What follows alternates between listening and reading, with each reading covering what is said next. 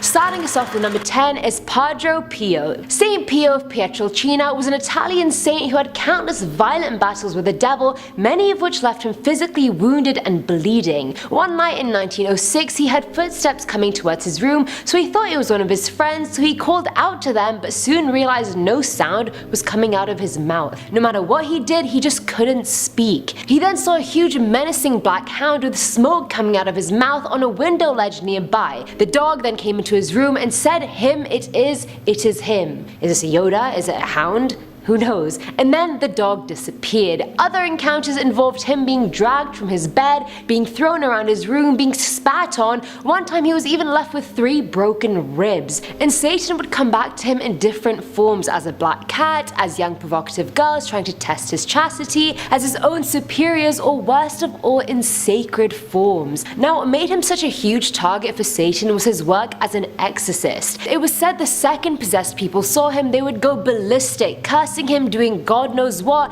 and just before leaving their body, Satan would say, "Father Pio, do not steal the bodies from us and we will not bother you." Another attack in 1964 left him with a critically injured spine and various cuts. Moral of the story, Padre Pio was a badass for surviving all of that. Coming in at number 9 is The Corner. This one's from Amy Strada, who said this happened to her when she was 14 years old. She was in her bed asleep, and mind you, her bedroom is just a simple square and there's a door-sized space between the wall and the foot of her bed. That night she woke up at exactly 2 AM and the only light in the room was coming from her alarm clock. She was just casually looking up the ceiling, but something was looking back at her. It moved to the corner of her room and it had 4 legs that were bent backwards towards the corner of the room, whilst its torso was still facing her. Its legs gripped the ceiling and the 2 walls of the corner, and my mind is breaking even trying to imagine what angle this thing was in. And Amy couldn't see its face, just the shape of its head and its hollow eyes that were just staring at her. She knew she couldn't run because it was clearly blocking the door, so she got under the covers and didn't come out till the morning. I mean, I still use that tactic now when I think someone's in the house, and clearly it worked for her. The first time she mentioned the incident to anybody was 2 years after it happened, and her mum said that her stepdad had seen the exact same figure in his tour of Iraq. He had gone into a forest despite warnings from locals not to. Inside, he had to perform a collective exorcism on his fellow comrade who became possessed. The stepdad believed Satan came out of the soldier and started following him around. So when he came home, it was only about time before his stepdaughter Amy encountered him too. Coming in number 8, we have Tom Hanks. No way. Not Tom Hanks. There's no way that one of the nicest dudes in the world could have sold his soul to the devil. Well, let's look at the evidence first. He has not only been very successful in Hollywood, but he has also won many Oscars. That is supposed to be a sign that you are part of the Illuminati. He has a really rude son, and that might be because God has cursed him for worshiping the devil. I mean, that is probably just what happens when a kid grows up rich and his parents are too nice to put him in his place, but it also could be the work of God laying down his wrath. But even all of that doesn't mean he sold his soul to the devil so he could be rich through the Illuminati forever. But then people who love to dive deep into conspiracy theories say that Tom Hanks got coronavirus. So that means that he is a pawn in the Illuminati plan. He faked getting sick so that people would believe in the virus and they could continue to take over the world. Whoa! I love these sold your soul stories because they just get crazier and crazier. Filling on number 7 slot is the horseshoe. So this one involves Saint Dunstan, who was an English clergyman in the 10th century and who also claimed that he had had many encounters with Satan. Saint Dunstan was a very respected man. He was pious, he was intelligent, a musician, a skilled metalsmith, and an artist too. The whole package pretty much. Whilst living in Glastonbury one day, a man approached him asking him to make a metal chalice for him, and Dunstan agreed and got to work, but as soon as he did, he realized the man or the thing in front of him was shape-shifting before his eyes. He went from a man to a woman and then to a child, and the transformations were so seamless it was incredibly hard to believe. Okay, the man is shape-shifting, they could be the roughest transformations ever and it'd still be hard to believe. But anyway, Dunstan realized very quickly that this was the devil and pretended not to notice the whole shape-shifting thing. When he got the chance, he grabbed a pair of red-hot tongs and pierced the man in the nostrils, which caused the man immense pain and cast the devil out. His second encounter happened while he was playing the harp. A smiley vagrant approached him this time, but Saint Dunstan, some somehow knew it was Satan again,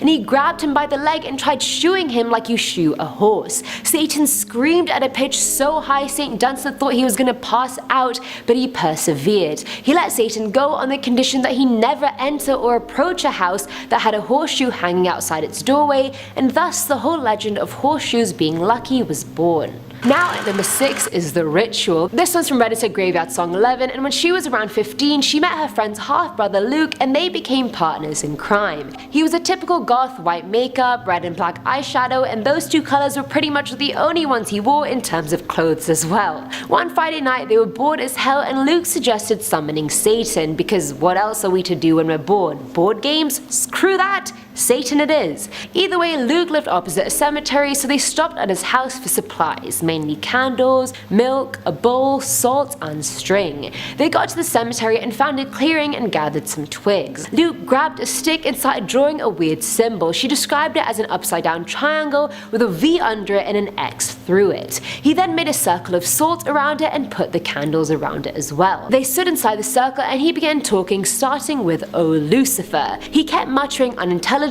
and dropped all of their ingredients into the bowl of milk. He then took her hand and cut it so it would bleed a bit, and then he cut into his own arm even deeper but directed both blood sources into the bowl. He kept chanting, and at this point the user was freaking out, saying, "You know, I believe you, you can summon Satan, just stop now." Luke ignored her and started speaking in a language that wasn't Latin, it was just unrecognizable. He gulped the bowl and then started vomiting violently. He got onto his hands and knees, heaving, and then asked what just happened. She said she thinks they did the ritual wrong, but Luke insisted they didn't. Things got pretty weird after that, and they kind of stopped being friends, which I'm really not surprised about. But every time she ran into Luke, he just looked like death, and her own cut wasn't healing at all, and at points it would bleed like it was just freshly done. A month later she ran into him again, and he smelled like rotting and alcohol. He apologized for what he had done to her and gave her a necklace for protection. She asked him whether he needed protection too, and he said he had done the ritual too many times that the necklace didn't work for him anymore. Nowadays she stopped wearing the necklace and her scar started bothering her again, and mind you, it's been years. It became tender and red and throbbed like it was freshly inflicted. And on top of that, the necklace encounter was the last time she ever saw Luke. He disappeared off the planet, no Facebook, no Google searches, his own mother didn't even know where he went. Safe to say, Luke's continuous summonings and encounters with Satan didn't leave him in anyone's good books. Coming in at number 5 is the Boar of Fire. So back in 1683 in Poundsgate, England, a strange figure came into the Tavistock Inn, and he was dressed in all black and wearing a cloak, but the weird thing was he had cloven hooves instead of feet, which is actually a recurring theme. If you watch part 2, you'll see that in some of those stories as well he appeared with hooves as feet as well. So hooves. Satan, it's a thing. But anyway, he asked the staff for directions to Widecombe in the Moor in Dartmouth. The staff were terrified of this man who wasn't really a man but looked evil as hell, pun intended, and gave him the directions. A few days after this visit, a huge ball of fire smashed into the church of St. Pancras, which was barely a stone's throw away from the inn. It bounced about wildly whilst killing a bunch of people and a dog. Deniers blamed it on an errant ball of lightning, which by the way I don't even think is possible, correct me if I'm wrong, but the innkeepers and those around them vehemently held the belief that it was the power of Satan. At number 4 is Satan's Fun House. This one's from Reddit user Demonic Wolf, and the story happened to him when he was 15 last June. Since his father was a computer programmer, he became very good at it as well, and hacking into the deep web was quite easy for him. One day he got onto a website called Satan's Fun House, and like anyone on the deep web, he just assumed it was just some kind of mess up porn, but before he could click off it, he got a message from a chat room he was on in another tab. The person told him to go to the site and that he wouldn't want to miss today's show. He asked the other person what show, and the person replied, also taking his username, which was weird because he had hidden his IP address, so the other person shouldn't have been able to see his username, which was demonic. The other person continued saying go to Satan's Fun House and find out. The boy was scared at this point because the guy knew his name and the fact he was on the Satan Fun House site. He felt like he was being watched, and I don't blame him. He went into the link, but it just just said error 404. He went back to the chat saying the link didn't work, but the person told him he was in the right place, don't worry. Suddenly, a loud, deep, raspy voice flooded his headphones and he was directed to another site where he saw a video. He didn't describe the video, but said the extent of mutilation he saw wasn't even the main part. He saw things that couldn't even be explained, no lighting trick, no camera trick, nothing. He was certain it was Satan at work himself. He shut the screen, packed his bags, and left, but the last thing he saw was a note that showed up on his screen with his address saying, "You're next." He tried to get his parents to leave with him, but obviously they just didn't believe him. He ran away from home knowing his parents were about to die and hasn't gone back since. Filling our number 3 slot are the calls. This one's from Redditor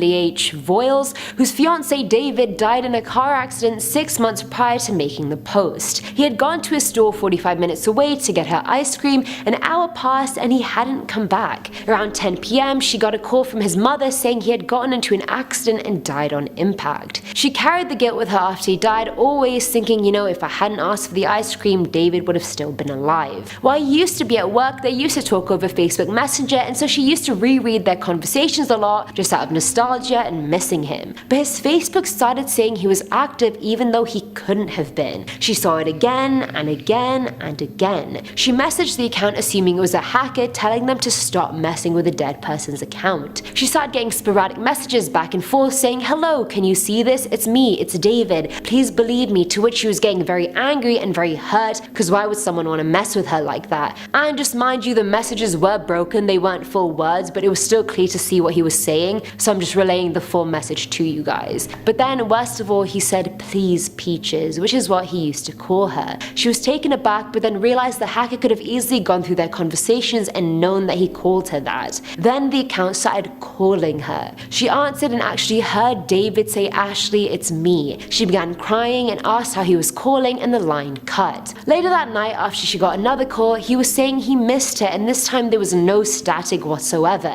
She was telling him how she missed him, and then all of a sudden he said, "Ashley, why did you kill me? Ashley, you killed me, you murdering bitch." But his voice was deeper, it was distorted. He continued saying, "Ashley, you killed me, you should kill yourself." Then she started getting angry and she pulled herself together knowing David would never talk to her like that. She asked who the hell was speaking and the voice began to laugh maniacally. The deep voice went on saying he wasn't David, but he had gotten to know him pretty well over the last few months. He went on saying, "Who I am doesn't matter. I will tell you what I want. I want your soul." And then the call ended. Before she could even process what just happened, she got a Facebook notification saying David is nearby. When I was reading the story for the first time, it literally gave me chills, and relaying it to you guys right now also gives me chills. Now at number 2 is Hawk. This one's from Shannara Johnson, who used to be a tarot reader in Sedona, Arizona. She worked at a New Age center and there were about 15 to 20 other psychic readers at the center. She was the new girl and her room was across Cindy, a longtime reader. Cindy was middle-aged, not particularly friendly, and quite witchy. Downstairs was a binder with a picture and bio of all the readers that customers could go through and choose. There was one Native American reader also fairly new called Hawk, who everyone loved because he was so nice, and he was also married to another reader at the center called Amy. Hawk started warning Shannara about Cindy, saying she had no good intentions towards her and that she was jealous of her getting so many customers despite being so new. He went on to say Cindy was an actual witch and was connected to a satanic set of Tibetan monks. One day he told Shannara he had seen Cindy stare at her headshot in the binder and perform a spell over it, weird hand gestures and all. He told Shannara she had to protect herself from Cindy and sage her room more often. At one point he even offered to deal with her and said he could do something about her. Once, when the center was quite slow, she went to Hawk for a Native American spirit animal reading. During the reading, his face suddenly shifted and his features were superimposed by another glowing face. The face had a different voice and started talking about a commitment and a deal, and that if she does it, she could have whatever she wanted. And that line, she recognized it straight away. She knew that was the devil's line. She asked him what commitment he was talking about and his face disappeared. Shannara made an excuse and left Hawk straight away and got more and more scared of being harmed. She sought divine guidance about Cindy and realized perhaps it was Hawk that was the bad guy all along, enticing her to let him harm her on her behalf. She ended up speaking to Cindy and sorting things out with her, but was damn sure Hawk was Satan himself. His wife Amy even woke up one night and his side of the bed was empty and all she found was a black hellhound with glowing red eyes at the foot of their bed. And finally, at number 1 is The Asylum. I honestly feel like this one could be the basis of a horror film, and if it gets made into one, I'm gonna be really pissed because I thought of it first. But anyway, this story is from Redditor Mystic Dragon 19, who is an urban explorer. Well, she was, until she decided to explore the Celestial Valley Mental Asylum. Why, people, why? Abandoned buildings are bad enough, why would you put yourself through going to a mental asylum? Like, I don't get it. I don't get it. But anyway, March 29th, 2019, she packed her bag and necessities, flashlight, phone, some food, etc. I mean, let's be real, this ain't no amateur hour. She got to the asylum at around 7:30 p.m. and what used to be a pristine 4-story white building was now a crumbling, rusty one covered in ivy. When she finally got into the building, she first noticed the smell. It didn't smell musky like most old buildings did, it smelled sickly sweet, kind of like death. She then saw a bunch of graffiti everywhere, some band logos, and a large cruel symbol that to her evoked anger and malice. She saw a gurney against the wall, papers on the ground, real horror movie vibes, but she carried on anyway. She was about to go into the next room when she heard a loud slam. She whipped around and saw the gurney was on its side. It had fallen down despite it not being windy at all, and to make herself feel better, she put some music on to distract herself. By 9:45 p.m. she made her way to the second floor, which looked weirdly clean for a decrepit building that showed no signs of life. She took another step forward and all of a sudden the hall was filled with people, many restrained to gurneys, while doctors took them from room to room. Many of the patients were screaming like animals, and as quickly as they came, they disappeared. The user called out when she saw them, but they couldn't hear her. She ran downstairs having had enough of the second floor, and now past midnight she started hearing Leslie in a sing-song distorted voice. Leslie was her name, just to clarify, and she looked everywhere but no one was there. She went towards a room she saw light coming out of but stepped into a puddle of sorts. She put her hand in to feel it, hoping it was water, but of course it was blood. Inside the room she saw 6 hooded figures in a circle speaking a language she couldn't understand. She saw a pentagram and a naked tie-down girl laying in the middle of it who also had a pentagram carved into her. She was screaming to let me go, but of course they wouldn't. On the right of Leslie she saw a huge goat head pointing upwards. The girl got cut again and blood started coming out of the goat's mouth. At this point Leslie had had enough. Took you long enough, and she ran. She saw a black shapeless figure chasing her. She heard footsteps or hooves from it, and then it let out an unnatural bellow. She managed to get to her apartment at 3:30 a.m. in total belief she had just encountered the devil and his minions. Number 10, Will Carroll.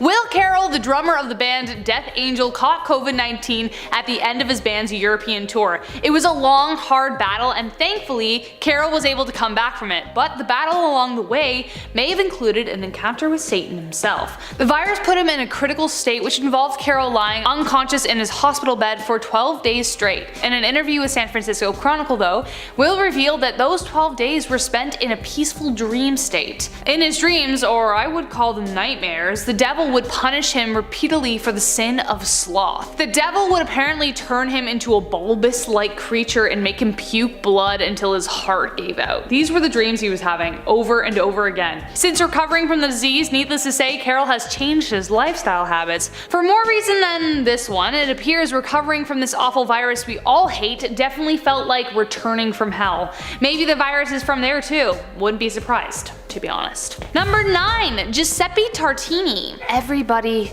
wants to be the best at something, but for Tartini, the best just wasn't good enough. Tartini was born on April 8th, 1692, and the guy might as well have been born with a violin in his hand. He was brilliant, a brilliant musician and composer, and he thought so too, until one day he heard someone playing the instrument he dedicated his life to with a kind of expertise that he had never heard. This sent him spiraling, and for 12 days, Tartini locked himself away, practicing all hours of the day. While he drove himself mad, the devil decided to pay a visit to a desperate soul in a dream. He offered to make Tartini the most masterful violinist in the world in exchange for his soul.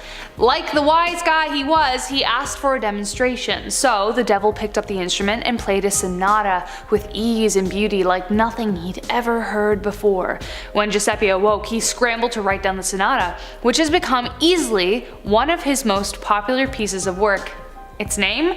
The Devil's Trill, and I listened to it and it is beautiful. For his entire career though, Tartini remained frustrated with the piece as he was never able to play it exactly as he had heard it. This story is a reminder to never make a deal with the devil, as you never really get what you asked for. At number 8 we have The Drummer. This one's from Reddit user Smoking Finger Guns, hahaha, whose grandpa told him the story. Whilst on a road trip with his granddad, he started recording a story from his youth. His granddad was divorced, but when he was younger he tried to start a band with his brother-in-law Keith. Keith was a great guitarist and the grandpa was a decent bassist. So they bought a small bit of land in rural California that had a house and a barn and turned the barn into a recording studio. They started hanging listings advertising the position of an experienced drummer, and after many trials they settled on a man named Dave. One night they were all drinking and celebrating in the barn. Keith at this point had passed out, jog on Keith, and Dave and the grandpa started talking about weird stuff, mostly occult.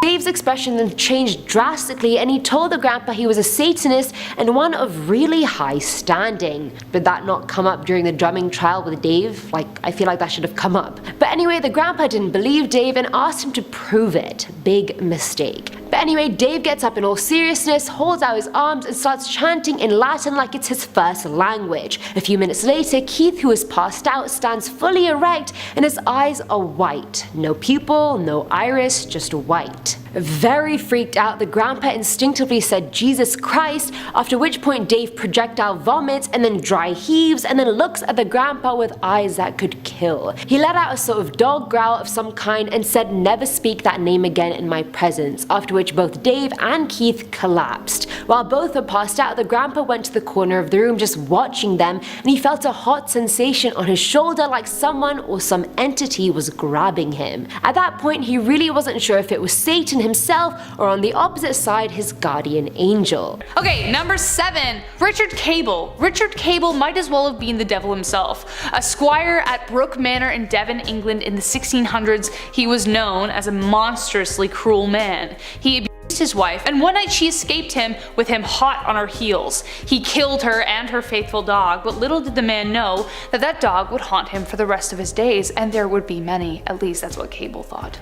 Cable had made a deal with the devil to live forever, but mysteriously, Cable passed away in 1677.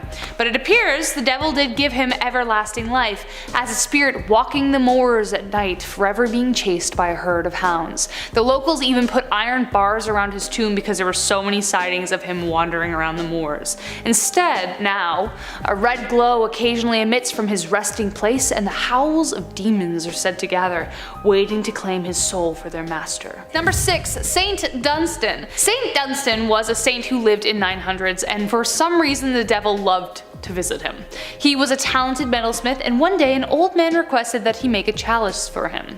Dunstan agreed, but when he looked back up at the old man, he had shifted into a woman and then very suddenly a boy. Immediately he knew it was the devil, but fearing his wrath, concealed his distress and crafted the chalice. Subtly though, he put his blacksmith tongs in the fire, and quick as he could he thrust the tongs onto Satan's nose and cast him from the cell. That wouldn't be the last time he saw the devil though. Dunstan would face him once again and attack the devil by hammering into his hoof, and only agreed to remove it if the devil agreed never to cross a threshold where a horseshoe hung. And that's why today horseshoes are considered good luck, so take a lesson from that. Number 5, A Boy Named Scott. An article written by Richard J. Bonifant recounts several near-death experiences in order to try and see similarities. Some usually describe a light or a tunnel, but after a little boy named Scott got into an accident, he may have met something much darker. On June 10th, 1995, Scott and his family were enjoying getting ice cream from the ice cream truck, as you do, but Scott was so excited he ran out from behind the truck and he got hit by another motorist. He was almost declared dead, but 8 hours later, thankfully, he awoke in intensive care. The weirdest part was that he described in perfect detail what had happened to him as if he was watching from across the street. He knew every single detail. It was really freaky. Even recalled trying to give his dad a hug, but passing right through him. The scariest thing though was who he ended up meeting. He suddenly faced faced a dark vortex and felt himself being drawn into it by the haunting, putrid image of the devil. Scott said he looked like a man made of rotting flesh, and he tried to grab Scott, but he was whisked away into a tunnel of light, so it was kind of like the devil's trying to steal him from God. I'm glad things ended well for the little boy, getting to be with his family again, but still, not something anyone wants to see in the afterlife. Number 4, Dr. Paul Thigpen. All of a sudden I felt as if the darkness had filled my whole body and that there was maybe a little part of it that was still me. That was a clip of an interview with Dr. Paul Thigpen, who despite being raised under a Christian household became an atheist before he was even 12 years old. That is until one day he was hanging with his friends when he was around 17 by the water in the front seat of a car. All 3 of them were squished in, and a palpable darkness began pressing into the top of his head all the way to the bottom of his toes. He said it took over the majority of his body, and though he'd become an atheist, he didn't drink or do drugs, so we know this isn't a psychedelic experience, but his body suddenly felt like a kind of superhuman strength taking over him. A voice in his head whispered, "I'm throwing you into the water." To this day, Dr. Paul can't swim, and his body started moving across his friend's seat to leave the car. He knew he was going to die. Then he heard another voice that said focus on the cross. He suddenly remembered the cross his girlfriend gave him, so he grabbed it, and meanwhile his friends were like freaking out. After holding the cross for a while, he said the darkness subsided, and when he told his friend what had happened, he said, "That's strange. The same thing happened to my girlfriend." He sought counsel from another friend who without a doubt said that he had been visited by the devil. Later he discovered that his girlfriend's friend was a witch, and that kind of pointed all the arrows in that direction, so who knows.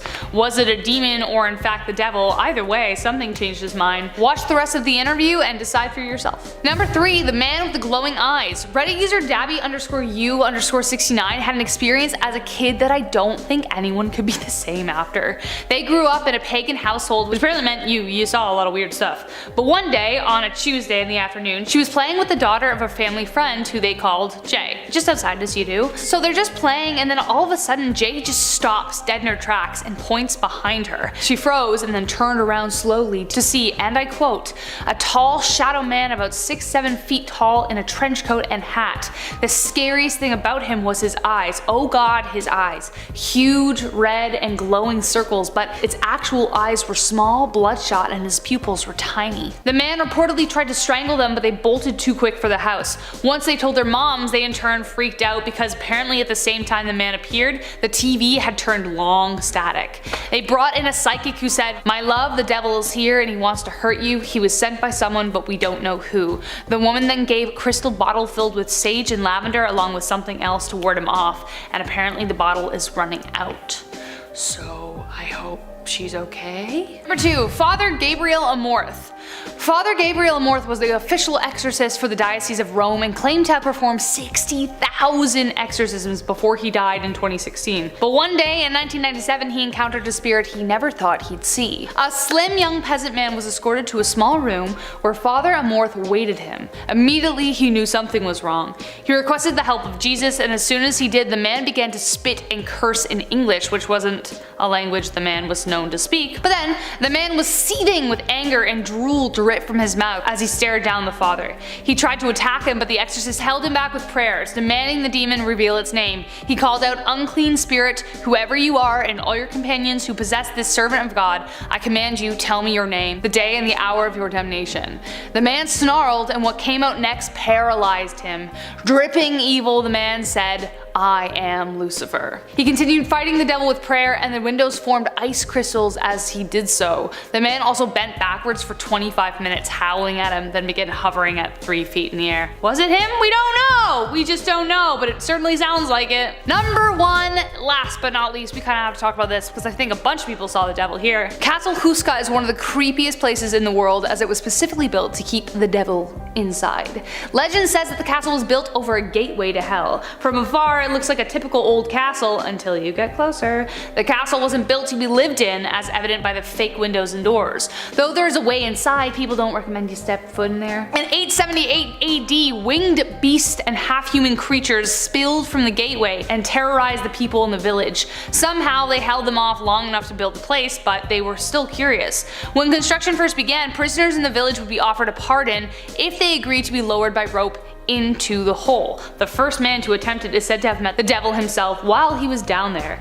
He was tied up and slowly lowered. After a few moments in the darkness, the man began screaming and begged to be pulled up. By the time they hauled him up, he looked as though he aged 30 years. His hair was white, his skin creased and speckled. They tried to discover what he had seen, but the man was incoherent and was later put into an insane asylum before dying 2 days later. Coming in at number 10, we have Jay-Z. Can you become the king of the rap game without selling your soul to the devil? Well, probably, but people still think that Jay-Z must have made some sort of deal with the devil in order to make it to the top. There's a lot of hints of satanic symbols in his music videos, and people think that he is in the Illuminati. And this could be real. Maybe him and Beyonce are in a league of evil rich people who want to make the world fall apart so they can control it. But in order to think that Jay-Z is in the Illuminati and sold his soul to the devil, you have to believe in the Illuminati and you have to believe in the devil. And if you don't believe in either of those, Jay-Z is just a very successful guy. That's it. Coming in number 9, we have Johann Georg Faust. Now this one's a little bit of a weird one because it's hard to tell if a dude from the 16th century sold his soul to the devil because he actually put a pentagram on the ground, threw some goat's blood on it and did a little dance and sung a little song and then shook hands with the devil, or was it because he was just an astronomer and back then people thought that meant you worked with the devil. But this dude apparently worked with the devil to get his fame. The devil offered him 16 years at the top of the world of science. When his time came, the devil arrived and he renegotiated. He was able to squeeze out another 8 years out of the devil, and at the end of the 8 years he would pass and everyone would say the devil took his soul. Now this is the part of the story that makes it seem like there could have been something to do with the devil going on. When he died, apparently there was an explosion of fire and all that was found was bits and pieces of his body. Now this could have been an experiment gone wrong that took place in Faust's home, but I don't know what kind of explosives an astronomer would be messing around with. People think that this explosion could have been the devil popping in and ripping his soul right from his body. Maybe he shouldn't have made this deal. Who knows? Number 8, Rose la Tulipe. It appears that the devil and the violin kind of go hand in hand. The story of Rose la Tulipe is a famous French-Canadian story and one of my absolute favorites. The woman who shared this story with me swears it was true, and I can't help but believe it either. Rose begged her father to host a dance on the eve of Lent, and he agreed, but with one condition: that at midnight the dancing had to stop. Dancing wasn't allowed during Lent, so if they continued, they would be sinning. Rose agreed, and everyone came to join on the night, and Rose danced with anyone who would, even with other men, though she was engaged. Then at 11 p.m. a knock came at the door, and the priest opened it to reveal a dazzlingly handsome stranger, and Rose fell hard. The priest welcomed him and requested that he take off his hat, shoes, and jacket, all of which the man refused, saying he wasn't staying long. He immediately swept Rose in a dance and asked no one else for the remainder of the evening. As soon as midnight hit, the dancing stopped, but the man whispered in her ear, "Just one last dance, my Rose." With struggles she resisted, but suddenly her feet, bewitched it seemed, began dancing without her. The man then kissed her, and the spark from their kiss set the house ablaze. The next morning Rose was found mumbling around the ashes, now mysteriously an old woman, the devil having taken part of her soul with him. I know, that sounds like a legend, but like, thanks for indulging me because I really love that story and I want an opportunity to tell it, so here it is. Other versions say that she actually got taken back to hell with him, and another is that her mother came and saved her. A whole bunch of stuff, but I think that one's my favorite. Coming in at number 7, we have Urbain Grandier. It would seem that the devil's reaches far because he has even made a pact with a dude who was the Pope. Now, there isn't a whole lot of evidence that proves whether or not Urbain sold his soul before or after he was Pope, but there is a lot of evidence that this dude was up to some nefarious stuff. He would apparently host and had a number of sexual partners. There's stories of him torturing people who he didn't agree with, and he was also practicing witchcraft. There was a group of nuns that was said to have disrespected him, the Pope of all people, and he sent a demon after them to ruin their life. Well, unlike now, back when this dude was Pope in 1634, if people thought you were up to something with the devil, you would be done for sure. Enough people came forward and accused this guy of witchcraft that there was a trial. During the trial, there was a lot of evidence. There was a contract that had backwards writing on it, said to be the work of the devil, that had the devil's signature on it, or apparently it did. I'm not sure how they fact-checked that one, but many people came forward to disclose this guy's unpope-like acts, and eventually he was burned at the stake. My god. Coming in at number 6, we have Pope Sylvester II. 2 popes back to back. I think it's just salacious to say that a pope was in cahoots with the devil. That's why when you go through history you can find a few popes that have been called out for loving the Dark Lord. Now the difference with Pope Sylvester is that it wasn't that he was excessively rich or because he was involved in sinful acts, it was actually because he was too smart. This guy invented the pendulum lock and the hydraulic organ, and he was in contact with Eastern religions and peoples to get ideas of what they were doing over there so he could incorporate their brilliance into his own society. And because of this, people said he might have got his all-powerful mind from making a deal with the devil. I guess things never change, because now when someone makes it to the top, everyone says they're in the Illuminati. Coming in at number 5, we have Eminem. We all love the story of someone starting at the bottom and now they're here. We love when people are the underdog and work their way to the top. We love how people can defy the odds and become one of the most influential people in the world. Well, that's until they're actually at the top. Then we want to bring them down because it must have been the devil that got them all the way up there. That's the story with Eminem. There have been countless accusations that the rapper made a deal with the devil to jump to stardom and forever be held as one of the best rappers of all time. This is from some of the imagery that you will find in his music videos, whether it's a goat's head, a triangle, a single eye, or many of the other objects that are related to the devil. Well, the rumors about him don't stop there. They also say that the real Eminem is dead, that when he fell out of the public eye for a bit, he pushed back against the Illuminati and no longer wanted to do their bidding. So they killed him and replaced him with a clone that they can control, and that's where he got his perfect beard from. Coming in at number 4, we have Jaden Smith. Can you pass down a deal with the devil to your kids? Like kind of grandfathering them into the product like an old phone contract? Is that possible? Can you do that? I don't know how the devil works. I'm not famous enough to get in contact with him, but apparently Jaden Smith has been gifted the allegiance to the devil through his dad. People base this off of Will Smith's fame and the fact that Jaden has some strange beliefs about the world. He's very interested in a thing called orgos. It's a strange culty belief that the world is governed by positive and negative forces that we can't see. That kind of sounds like midichlorians from Star Wars. But people think that he's using a demonic subsect to try and get people into the Church of Satan. Coming in at number 3, we have Katy Perry.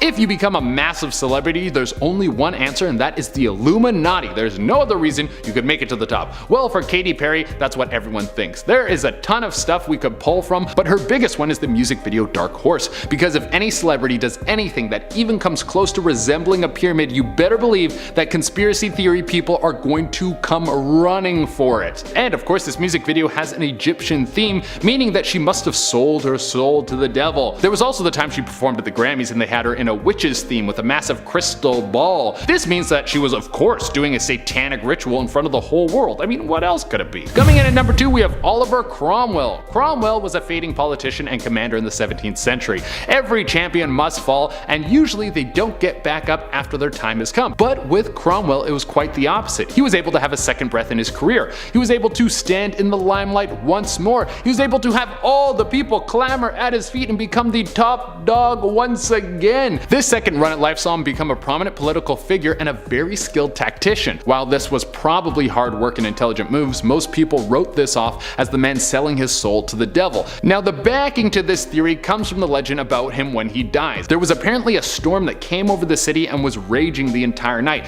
People say this was the devil coming down to claim his soul. Now, that might have been true, but I don't know if the devil would go to that much work to get one soul. This guy's getting thousands of souls every day, hundreds of thousands every day. If he had to put on a massive light show to get each one of them, he would never be able to wrangle them all up. He just wouldn't have enough time. And coming into the number 1 spot, we have Christian Bale, probably the best Batman ever, and one of the kings of the meme world with the amount of juice people have been able to pull out of his hit American Psycho. I've never seen American Psycho, but I want to, just so I can have a better understanding of what scenes these memes come from. But when did the Dark Knight himself decide to give his soul to the devil and become one of the Dark Lord's little minions? Well, we don't know the exact time of when this might have happened, but Christian Bale has actually publicly thanked Satan after winning a Golden Globe for his work in the movie Vice, where he played Dick Cheney, remember the vice president who shot his friend by mistake, and might have had a hand in the whole Guantanamo Bay thing. Well, during his acceptance speech, Christian Bale went down the regular road of saying thank you to all the people close to him, and then he capped it off by saying thank thank you to Satan for inspiration. Now, this might have just been the actor taking a stab at how ruthless Dick Cheney is, saying that the man is actually the devil, or maybe he was actually thanking the devil for giving him the juice he needs to do what he needed to do to play the role. Like the devil materialized in his room and helped him go over lines. If that is the case, the devil doesn't seem like that bad of a dude.